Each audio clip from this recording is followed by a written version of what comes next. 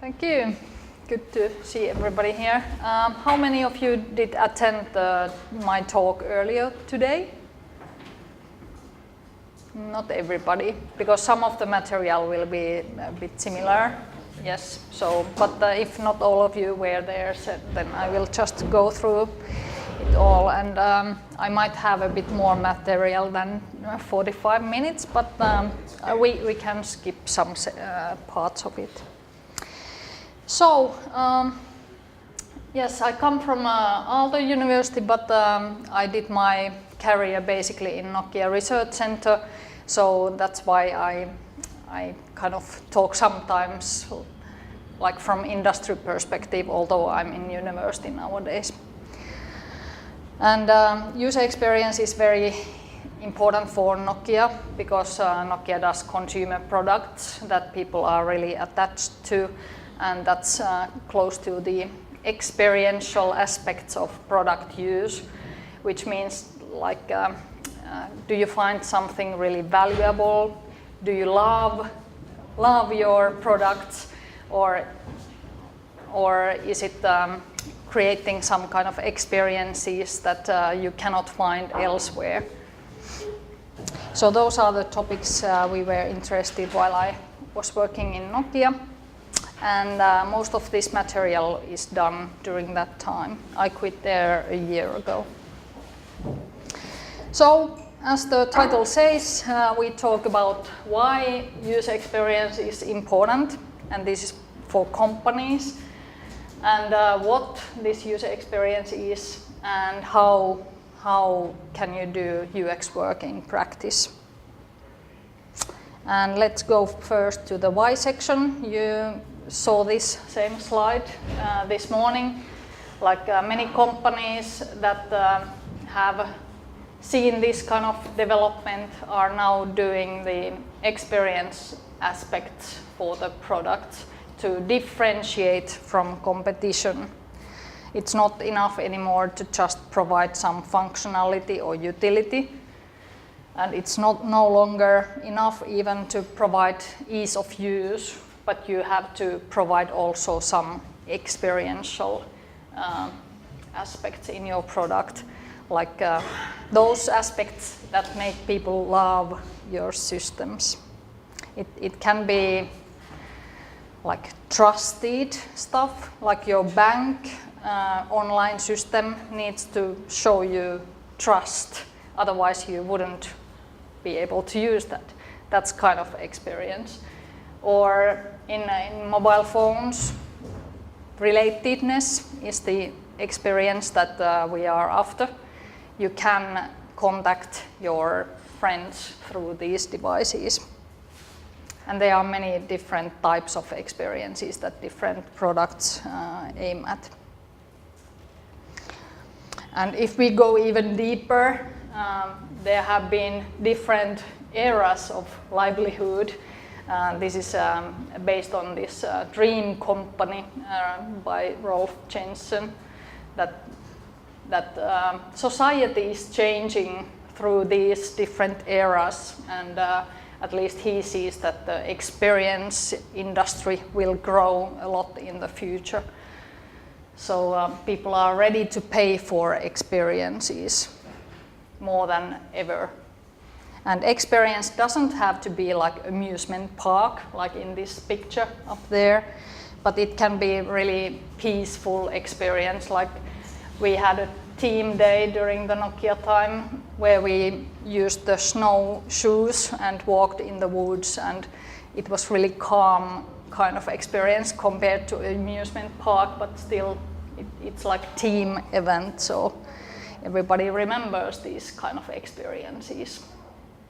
And also Pine and Gilmore talk about memorable experiences. Those are the ones that products nowadays want to provide.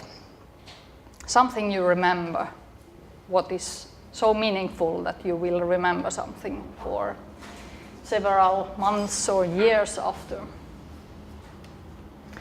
And this is a consequence of good user experience. How many of you have seen a company brand or company name tattooed on person other than Harley Davidson?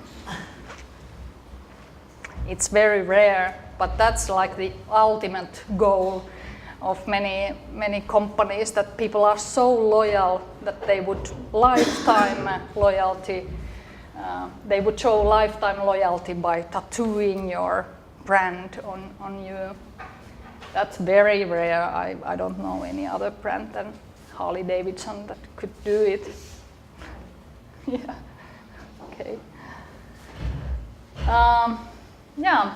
And basically, why people are, or why companies are interested in loyalty, of course, growing customer base is the thing you are nowadays after, more even than profit. Like Google, for example, they are not primarily after profit, but they are primarily after big customer base. So that means continuous success. So user experience, I think, is not in the sales point. We are not targeting UX work to be able to sell a product, but we are targeted in the phase after person has taken something into use, so that period would be as pleasurable as possible for the person, so that they would buy the next product also from the same brand. So marketing people are targeting in the pre-sales era or phase, and UX persons should focus more on the usage phase. Any questions on this part? Any more insights why user experience would be important? Everybody hopefully is convinced now that this is an important topic. Okay, let's move then on to what is user experience. So some people talk about experiences without pointing to a specific product. They talk experiences like driving a car in a fancy mountain road, and that's kind of an experience that you might remember if that's not your trip home every day. So like this guy, his experience is influenced by many different things, like the company he is with here, the car itself, the wind in the hair, and the landscape, the speed, everything. All those influence the experience. But the user experience is a bit more detailed or specific. It's about a product or service and a person, so it's between these two. What is your relationship with a product and you?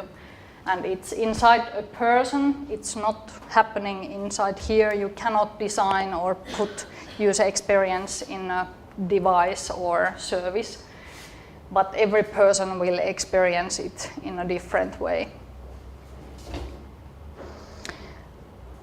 And there's zillion things that affect experience.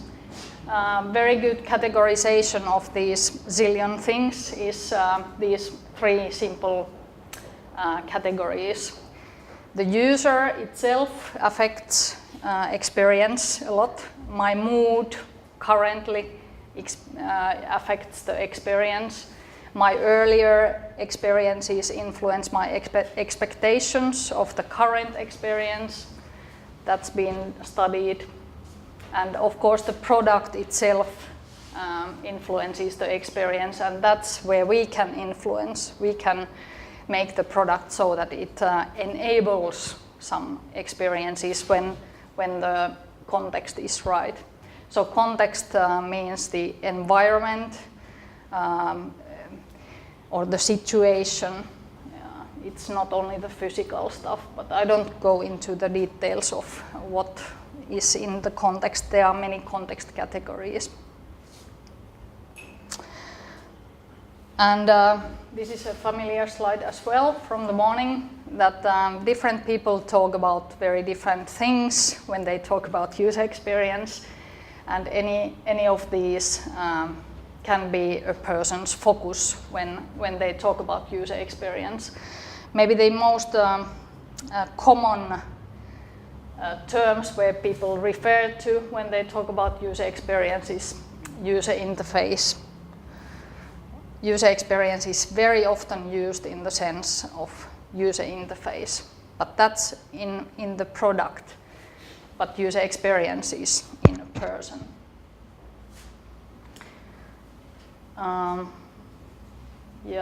Another thing is the usability. Usability and user experiences are also used often as synonyms, but we see it so that perceived usability is part of user experience, but there's more in there. So different disciplines take different perspectives to this whole map of different things. And HCI people have traditionally investigated usability, the context of use, utility, user needs, user interface, and so. Designers talk about user interface as well, of course, but they more like think about the different experiences that you want to design in the system, and aesthetics is very close to designers. Then psychologists talk about emotions and behavior or emotional bonding, and marketing people and economics people talk about customer satisfaction, which comes from exceeding person's expectations, or they talk about brand image, pricing, value. So it's good to understand that. And when you see lots of different definitions for user experience, you can also see these different perspectives. Like Hassenthal comes from HCI background. He talks about these user, system, and context, which were also for usability the influential factors. Designers often highlight the quality of design. Psychologists talk about affect, which means like emotional stuff. And company perspective comes from like this definition by Nielsen-Norman Group. It's the whole company experience that they take into this picture.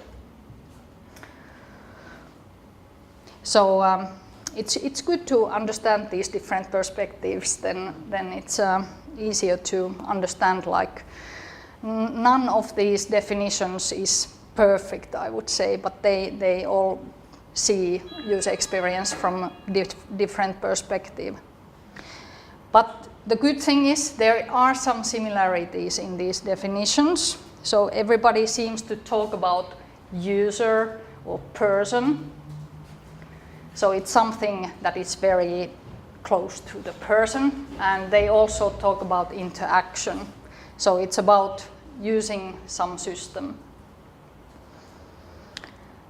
So in Wikipedia is a very simple definition for user experience that actually comes from us. It says UX is about how user feels about using a system. And this doesn't only mean that it's while using a system, it's about using. Even the idea of how it would be to use a system, that's also kind of experience.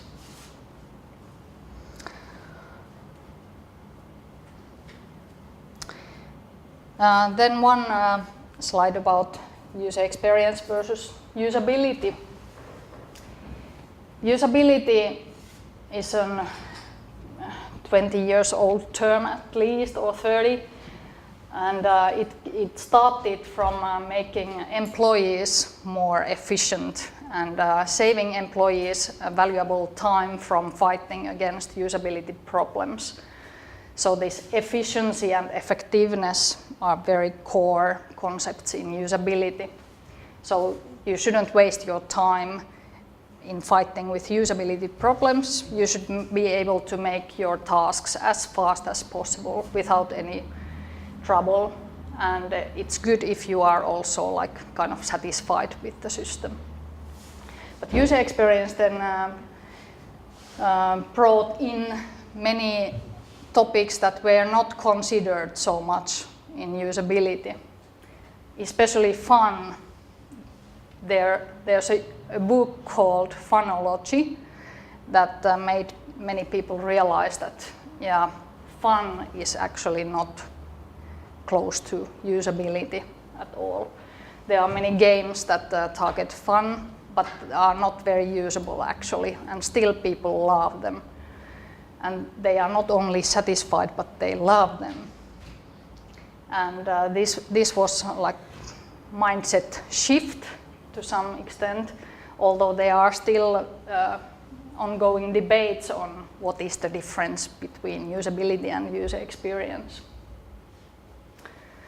But if you want to make a trusted system, you have to consider so much more than efficiency, effectiveness, and satisfaction.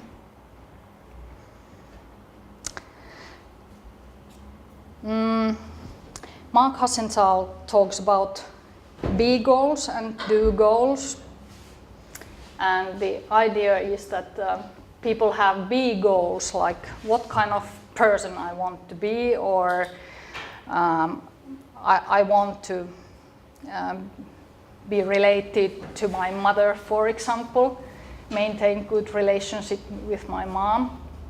And the do goal based on this basic need of yours is, for example, to call your mom. Or there are some other examples of what be goal might be and what the do goal could be. And the idea is these be goals can be fulfilled by very different types of do goals. And a person chooses a certain do goal depending on the context and the tools available. And the motivation for doing this activity comes from this side, and then the action doing is on that side, but then the value doesn't actually come from do goals, but the value comes from the be goals. This is maybe a bit philosophical or psychological thing, but this kind of understanding helps you also to differentiate between usability and user experience. They are a bit different levels. So user experience comes from fulfilling both be goals and do goals, but because usability is only dealing with do goals, it doesn't give the value, the meaning for people. It's just a tool, and if something is usable, you don't even notice. There's no experiences. Now the next slide will be the opposite way. So now we have on this side the like do goals or utilitarian or usefulness stuff, and on that side the be goals like pleasure or emotional side. And it's really an axis in a simple way, of course. You could have it multi-dimensional as well, but in the simplest form, you can choose where your product wants to be on this scale. If you want just plain usefulness, that's your choice. You don't have to think about the experiential or emotional aspects at all. On the other extreme, if you don't want any usefulness, you just want people to have fun somehow, then you go to the other end of the axis. And there are some other examples of experiences that you might want to have with your system as a target, and they are approximately at that point of the axis. But it's not a scientific figure by no means.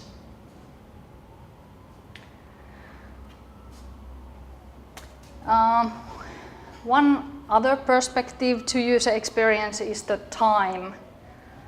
Like user experience changes over time, in the sense that before you even know about a product, you might know the brand, you might see some advertisements of this product, and your friend might have the system already. You hear these things about the product and you form some expectations. So that's like these expectations form anticipated user experience. And when you first time take the system into use or try it out, then while interacting you have certain experiences. And these three things affect this interaction experience: your mood, your context, and the system itself.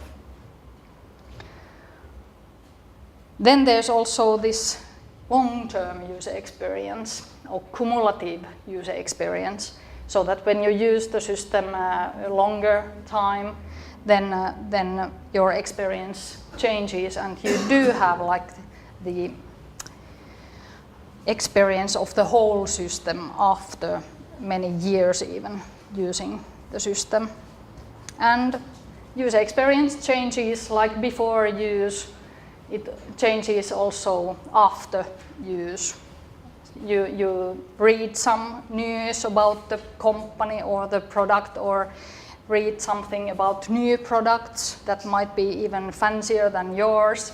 That affects your experience of this product. Even you are not interacting with the system, your experience might change. And of course, this is a cycle. Your expectations change after using the system for a long time. So this is one way to see how how user experience changes over time. There's Evan Karapanos, who has investigated UX over time a lot. So some researchers exist there, although I didn't cite them here. Another perspective to how time affects user experience, or how can you focus your UX interest, is this granularity of user experience. Are you investigating momentary experiences, episodic or long-term experiences? So if you are interested only the interaction phase, then it's easy to study how your momentary experience changes during the interaction. Episodic user experience is more like traditional usability testing, where you give a task for a user and then ask after doing this task, like how did you feel about doing this task with the system? So how was this one episode with the system? And then the long-term perspective, like after a period of use. And if you want to study these, you should pay attention to very different things, like key clicks or use cases or relationship with the product. And we can find out different things if we study the different granularity levels of the system. And also the definition of user experience is different based on your perspective, because some people talk about affect, like the psychologists. They often focus in the momentary user experience. Episodic user experience, that's more like HCI perspective. How do you feel after using the system for a while? And long-term stuff then is maybe more to the economical perspective, like emotional bonding and loyalty and worth come into play in long-term experience. So also this makes the concept a bit difficult to understand, because if somebody talks about this kind of experience and you are interested in long-term experience, you don't talk the same language at all.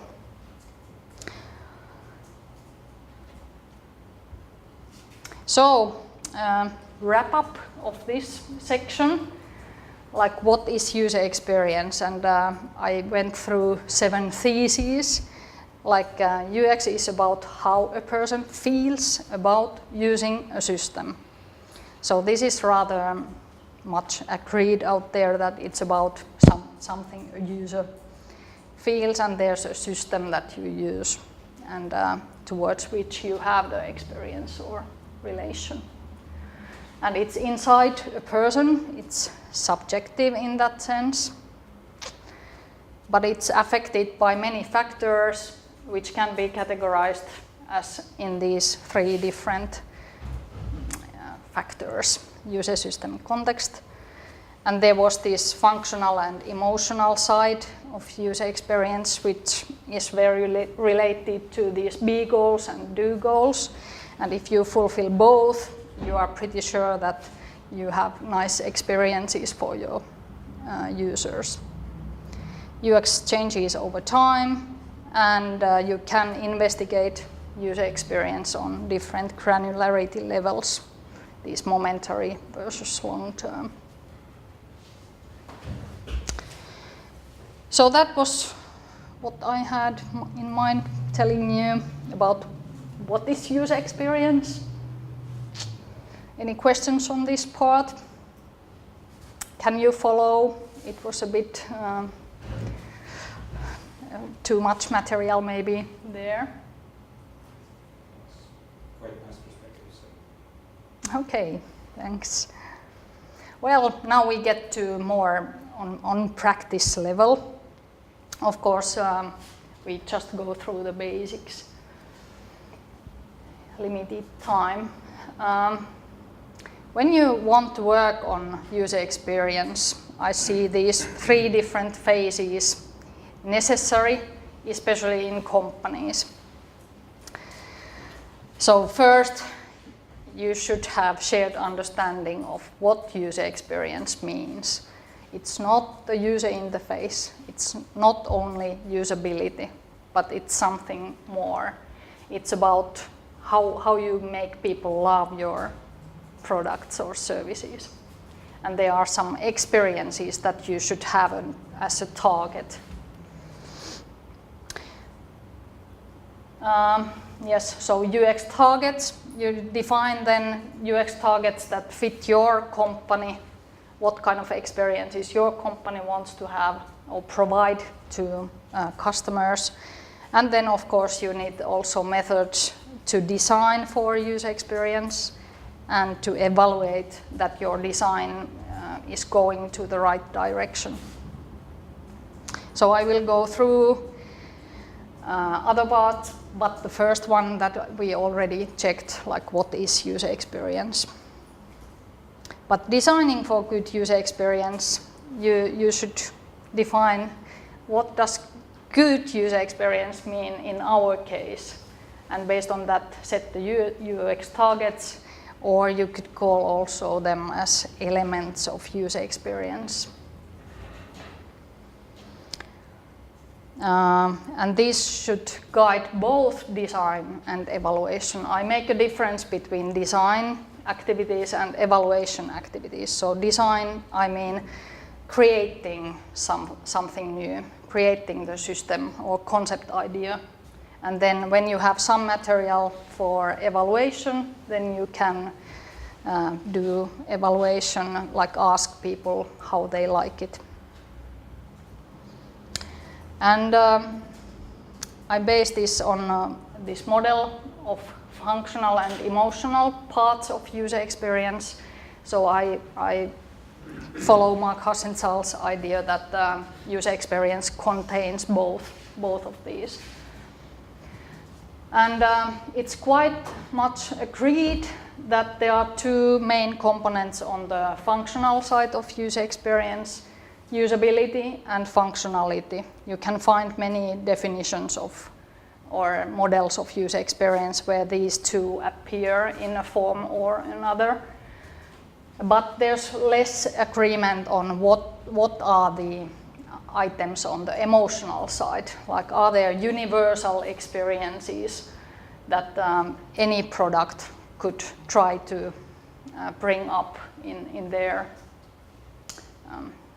products or services?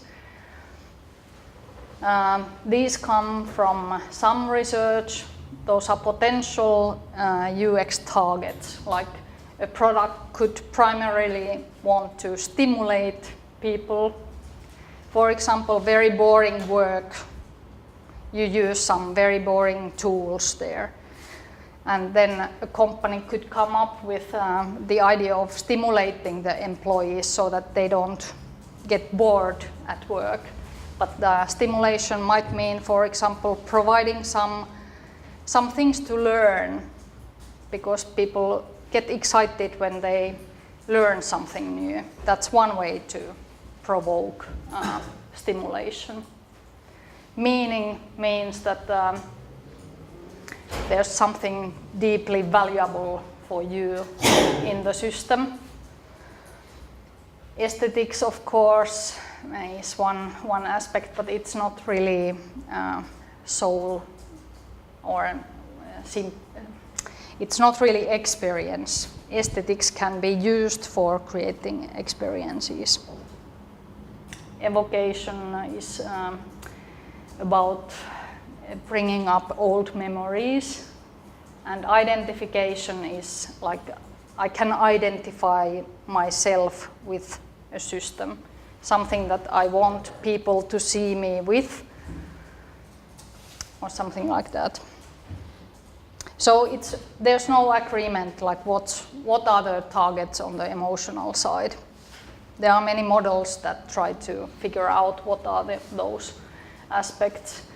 I just picked here value and novelty that are pretty much universal.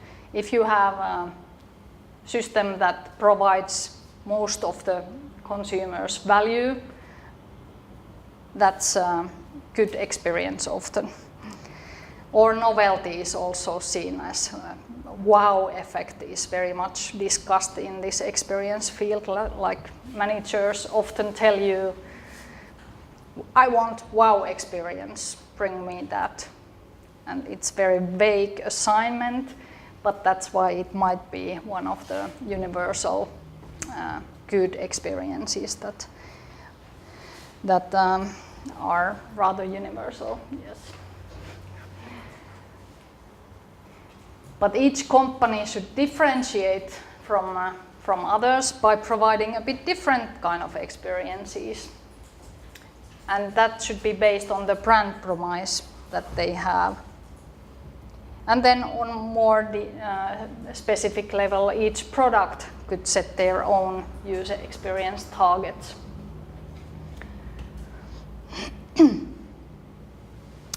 Well, this is very old work. We published a paper about setting UX targets on company level. And we used that kind of model as a starting point. We had the functional and emotional side, usability and utility on this functional side. And then in Nokia case, social value is the one Nokia is after, because the brand promise is connecting people. So some kind of social value should be in every Nokia product. And then enjoyment, that gives very broad area for the product teams to work on. They can bring whatever kind of enjoyment to people, as long as they bring some kind of enjoyment aspect in place.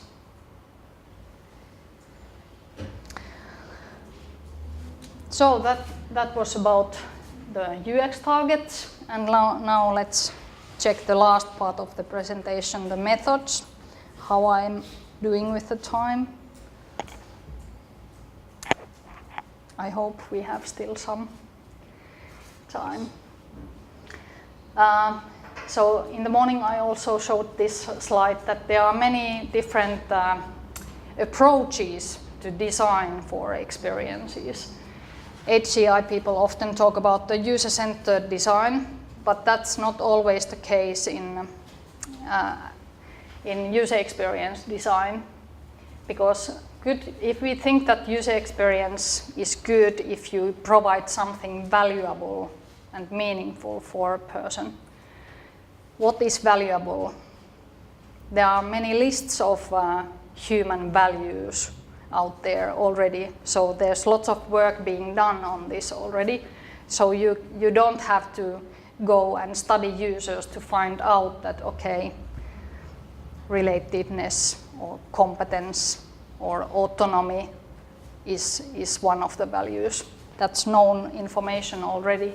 So basically in experience-centered design, you just pick one of these known values and can take that as a starting point for experience design. Then there's practice-centered design, which goes and studies not users, but practices. So you are not interested in the user per se, but you are interested in what they do. They can be very mundane activities like taking a shower in the morning. Then you start to think about how has this practice developed over years, why we do that nowadays, what influences it, what's the main purpose of doing that every day. You can find out many ways of doing bathing, for example, when you check the history of washing. And that might give you very nice ideas of the deep purpose of the whole practice. And based on that, you can innovate maybe in very novel ways to wash yourself.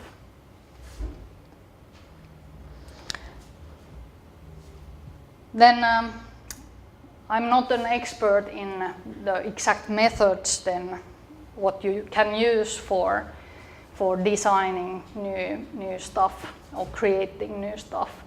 Participatory design is like based on the user-centered design approach. Then there's body storming.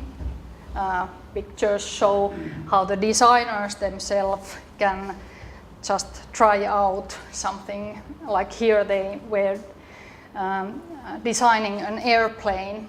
So they tested different forms of airplanes just in an ordinary office and act as test users themselves. I think this was IDEO publication where I got this from. Then for aesthetic design, there's Kansei engineering that comes from Japan, I think.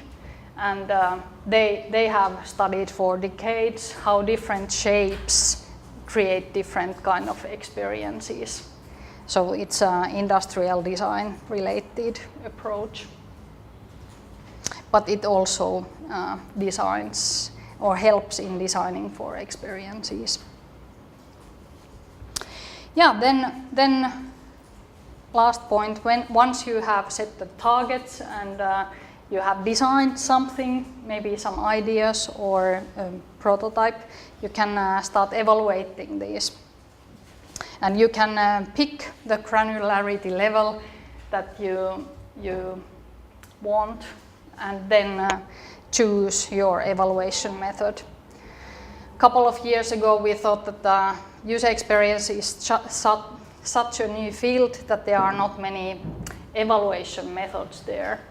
Unlike for usability, there's a bunch of different methods that you can use for testing usability. But when we did some exercises, workshops and other sessions in conferences and online surveys, we found out 100 different methods for examining how a person feels about a system. So that's how we defined user experience evaluation method. It gives you some information how a person feels about the design. So there are lots of different types of methods out there, and they are on a website that we maintain, allaboutux.org. Some examples of these.